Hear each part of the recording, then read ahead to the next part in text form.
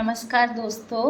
उम्मीद करती हूँ आप सब स्वस्थ होंगे, मस्त होंगे और आपके जीवन में सब अच्छा हो। इसी कामना के साथ मैं अपना आज का ब्लॉग शुरू करती हूँ। दोस्तों, मैंने अपनी पिछली लाइव स्ट्रीमिंग में आपको महाभारत कथा सुनाई थी, संक्षेप कथा सुनाई थी महाभारत की। और महाभारत की ही कथा में देवव्रत कथा है जो भाग 2 है। तो देखते हैं इस कथा में क्या है देवव्रत की कथा। तो चलिए शुरू करती हूँ। गंगा एक सुंदर युवती का रूप धारण किए नदी के तट पर खड़ी थी। उनके सौंदर्य और नव यौवन ने राजा शांतनु को मोह लिया था। गंगा बोली, राजन, आपकी पत्नी होना मुझे स्वीकार है, पर इससे पहले आपको मेरी शर्तें माननी होंगी। ये गंगा ने कहा राजा शांतनु से।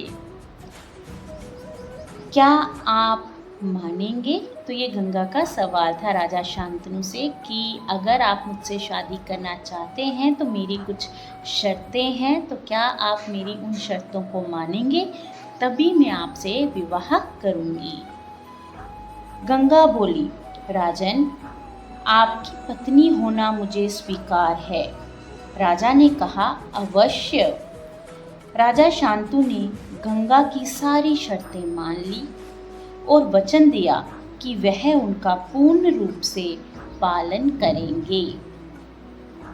समय पाकर गंगा से शांतनु के कई तेजस्वी पुत्र हुए, परंतु गंगा ने उनको जीने नहीं दिया। बच्चे के पैदा होते ही वह उसे नदी की बहती हुई धारा में फेंक देती थी और फिर हंसती मुस्कुराती राजा शांतनु के महल में आ जाती थी। अज्ञात सुंदरी के इस व्यवहार से राजा शांतनु चकित रह जाते। उनके आश्चर्य और क्षोभ का पारावार ना रहता। शांतनु वचन दे चुके थे, इस कारण मन महसूस कर रह जाते थे, क्योंकि जो गंगा थी उन्होंने राजा शांतनु से विवाह करने से पहले ही कुछ शर्तें मनवाई थी, जिसमें ये था कि वो कुछ भी करें वो उनसे पूछेंगे ही नहीं कि वो ऐसा क्यों कर रही है। 7 बच्चों को गंगा ने इसी भांति नदी की धारा में बहा दिया। 8वां बच्चा पैदा हुआ। गंगा उसे भी लेकर नदी की तरफ जाने लगी तो शांतनु से ना रहा गया। बोले, माँ होकर अपने नादान बच्चों को अकारण ही क्यों मार दिया? तो राजा जो थे वो विवश हो गए, क्योंकि उनका मन पसीज रहा था और वो परेशान थे अपनी रानी के इस व्यवहार से। और उन्होंने उससे कहा कि तुम ऐसा क्यों करती हो? यह घृणित व्यवहार तुम्हें शोभा नहीं देता। राजा की बात सुनकर गंगा मन ही मन मुस्कुराई, परंतु क्रोध का अभिनय करती हुई बोली, राजन, क्या आप अपना वचन भूल गए हैं? मालूम होता है कि आपको पुत्र से ही मतलब है, मुझसे नहीं। आपको मेरी क्या परवाह है?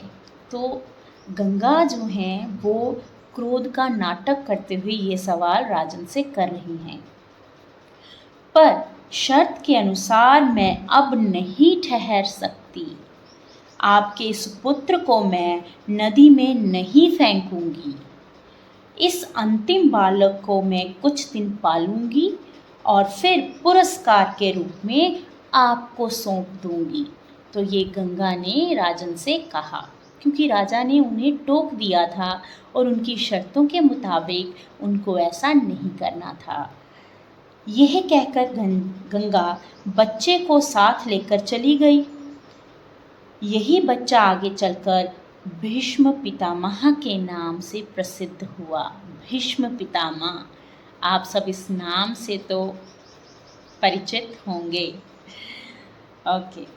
गंगा के चले जाने से राजा शांतनु का मन विकृत हो गया। उन्होंने भोग विलास से जी हटा लिया और राजकाज में मन लगाने लगे। एक दिन राजा शिकार खेलते खेलते गंगा के तट पर चले गए तो देखा किनारे पर खड़ा एक सुंदर और गठीला युवक गंगा की बहती हुई धारा पर बाण चला रहा था। वो तीर कमान होता है, वही बाण वो चला रहा था। बाणों की बौछार से गंगा की प्रचंड धारा एकदम रुकी हुई थी। यह दृश्य देखकर शांतनु दंग रह गया। उसकी आंखें फटी की फटी रह गई कि ऐसा कैसे।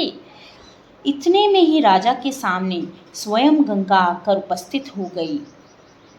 गंगा ने युवक को अपने पास बुलाया और राजा से बोली, राजन, पहचाना मुझे और इस युवक को?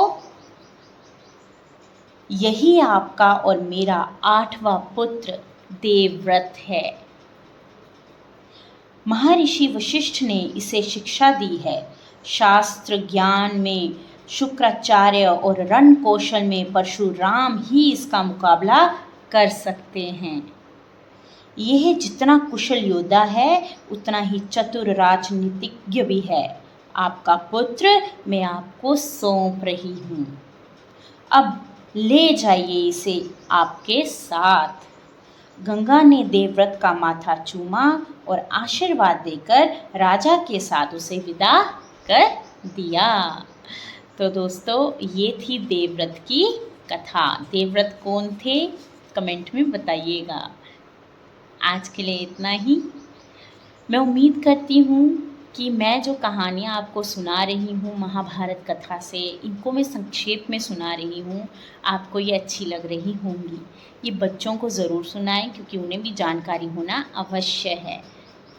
आज के लिए इतना ही रखते हैं। राधे राधे।